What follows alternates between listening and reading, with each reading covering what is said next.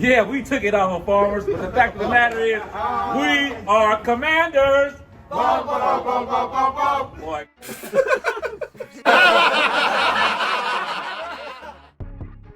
Yeah. Lil Brunson back at you with the back at you, and I am the best reporting on the Eagles. Listen, before we get into the meat and potatoes, I'm sad to tell you that our time and our contract with Manscaped has ended. And then yesterday around 7 o'clock p.m., then we got re-signed back. So you know still big Manscaped in the building. Make sure you use code Brunson, save the 20% off, get the free shipping. Free shipping, not full for that for y'all. You already know the vibe is with that. So you listen, they said my boy Jalen had a successful surgery on his knee. Oh, his ankle, I'm sorry. On his ankle, you know what I mean? He's expected to be ready to go by OTAs. I don't think that this means anything in the realm of Jalen Hurts, or it'll sway any decision that's going to be made, whether or not he'll be the quarterback for the Philadelphia Eagles moving forward. He was able to play through it. It couldn't have been that bad, but you could kind of tell that it kind of did affect him. I thought later towards the end of the season, he kind of looked a little slower. You know what I mean? He kind of, and you know, when you're having a lower body injury for real, it can affect the way you throw the ball, being as though all your power comes from your base and your stance and your feet and your hips and how your feet planted and your quads, all that throw motion, all that torque you're gonna get is gonna come from below you. So you know what I mean? It is what it is, man. We'll see. Hopefully he has a speedy recovery. It's not a big deal. Not even a concern at all, man. But if you look at the play closely, you can tell that he was affected by something. I think he even came out and said it. It was why he couldn't get as freaky in the open field as he would have liked to. But you know, it is what it is though, man. So hopefully it helped him learn some things about his arm, him not being able to run how he wanted to.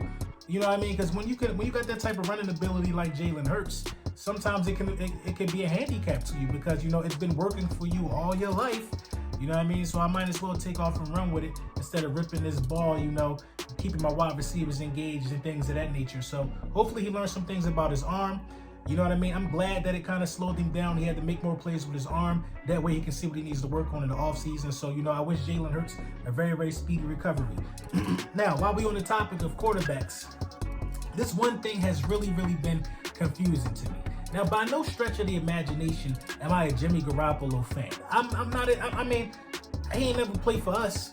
I'm gonna leave it at that. He ain't never played for us. I never thought of him as elite. But Jimmy Garoppolo is in the same lane to me as probably Kirk Cousins. Those are two very serviceable quarterbacks. I'm telling y'all. Jimmy Garoppolo and Kirk Cousins, I think Kirk Cousins might have just a smidge bit more of arm talent, but I think Jimmy Garoppolo not too far behind him. I think Jimmy Garoppolo is a winner. You know what I mean? Some guys are just winners. You're not going to like the stats. You're not going to like the numbers at the end of every game, but they just winners. I think Jimmy Garoppolo falls into that category. I mean, when you talk about the six playoff wins, you know what I'm saying? Only 2 playoff losses. He made it to the Super Bowl. When you're talking about the guys he watched do this in Tom Brady, you know what I mean? You got to really think about who Jimmy Garoppolo is. I just don't understand the hate. See, this is what I talk about media manipulation. We're going to be talking about this all off season because it's going to continue to happen. Why are we snarling at the fact of a guy who is 6-2 in the playoffs, a guy who proved he can beat the Dallas Cowboys? He just beat him in the play. He just beat him. He just beat the best version of the Dallas Cowboys that we've seen since the last time they won a Super Bowl, for in my opinion. This Dallas Cowboys team was stacked on both sides of the ball. He beat the best version of the Dallas Cowboys to never win a Super Bowl. Jimmy Garoppolo just did that. Then he went up there and beat Aaron Rodgers. He been beating the Rams 6 straight games or something like that. Jimmy Garoppolo is a winner and he knows how to, you know, get the job done. But, you know, they drafted that quarterback, so they got to go out there and they got to face the music with that. I say that to say this. Jimmy Garoppolo coming over here for Jalen Hurts, it gives you guys what you guys want. Hypothetically, if it was to happen, it gives you guys a pocket passer who 9 times out of 10 is going to see more of the things that you claim Jalen Hurts isn't seeing. You know what I mean? Even though they both miss, but Jimmy Garoppolo will be on the money. Jimmy Garoppolo is a better passer. You know what I mean? So it'll give y'all what y'all want. I just don't understand why, since everybody else is saying it ain't a good idea, now it's not a good idea. I mean, listen. I don't get it, man. I think Jimmy Garoppolo is a serviceable guy. I think he can go to Tampa, and they'll still make the playoffs. That division is weak. I think Jimmy could go to Denver, and Denver might possibly make some noise. Jimmy is used to playing in tough divisions. Look at the 49ers division. I mean, I think Jimmy Garoppolo, you know, can do some things and can get some things done. But moving along, man.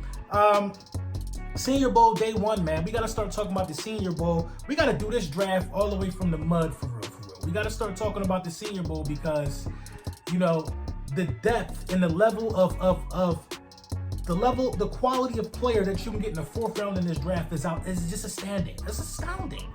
It's ridiculous. It doesn't make any sense. You can find your guy up until round 5, I believe, in this draft. This draft is so deep defensively that it's going to force a lot of gems offensively to be left in the later rounds because everybody's going to be trying to grab up some of this, you know, what they might think is elite talent. I got 2 guys who performed at an optimum level already at the Senior Bowl. You know what I mean? And before I get to these 2 guys, Philly 500 will be on the channel tomorrow. We're going to get his top. We're going to get 500. We're going to get his top college guys. We're going to start some quarterback situation and everything. And we're going to start ramping up for our, you know, annual draft board. But they talk about this dude, Jermaine Johnson, defensive end from Florida.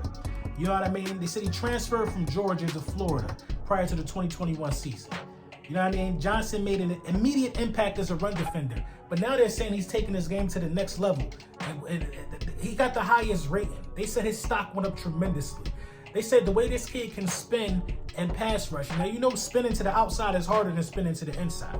They said the way this dude can spin on cue and beat a pass rusher with a speed rush to get to the quarterback at this point is just, it has to be talked about.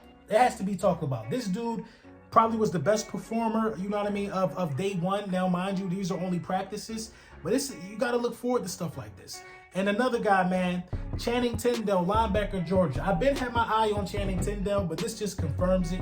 They talk about Channing Tindall having the best eyes they've seen out of a prospect in a very, very long time. He is always where he's supposed to be. That's important for a linebacker.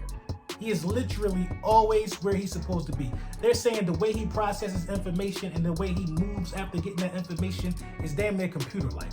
He knows what's going on at all times. And he played with Nicole Dean. He played with Dean. He played with Nicole Dean.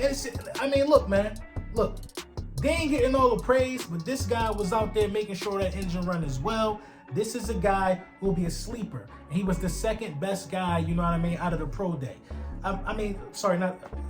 Listen, it's just out of the Senior Bowl. It's just ridiculous.